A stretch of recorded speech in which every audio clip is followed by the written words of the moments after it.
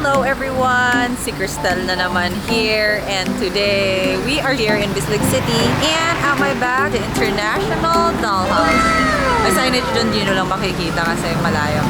So yun yung entrance. Aakyat tayo ng a few steps. Actually marami siya, guys. Hindi ko pa siya nakikita sa taas, yung entrance lang nakikita ko. So let's go and check it out and see what awaits us inside. So ayun, let's go!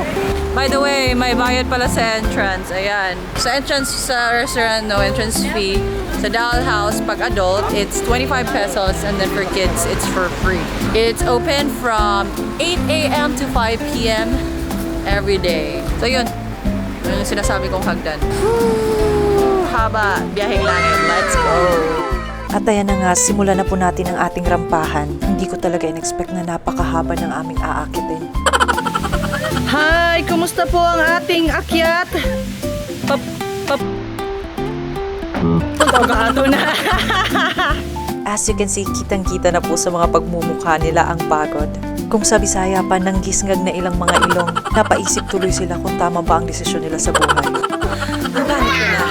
We finally arrived here sa Dollhouse. Ayan o, hindi kayo marunong magbasa. Ay, meron pala sila dito, view deck.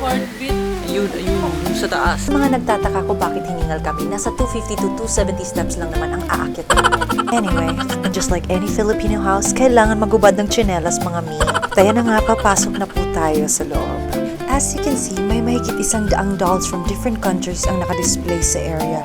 May mga Barbies na nakasuot ng traditional costumes at meron namang ibang variety na rare at eye-catching na hindi basta-bastang makikita sa ibang toy stores. Kumbaga, limited edition. At ayan na nga, may nakita si Mana Cristel nyo. Mers, wrong spelling na naman. Bakit? Palagi na lang ang spelling. Hindi ka kasi Barbie me. Ganun.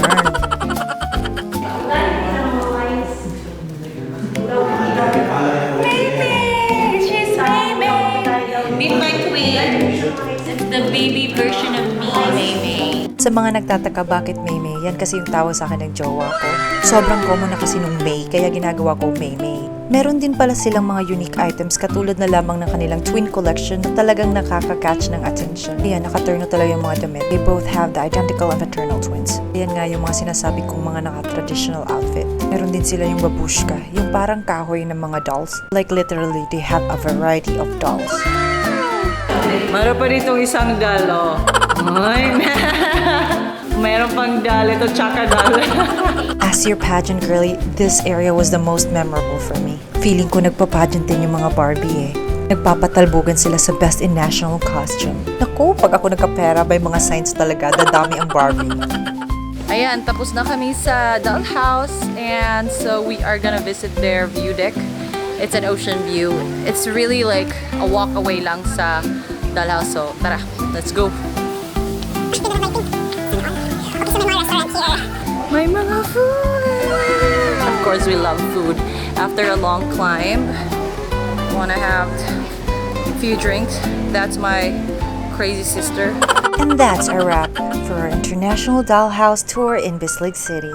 Some people would say na medyo creepy daw kasi nga ang daming manika. Pero personally, as someone who is kind of afraid of dolls, hindi naman ako natakot. I actually enjoyed the display kasi each doll is very unique and cute. Kaya wag ka nang tumpik-tumpik pa, visit Bislig na. Love you!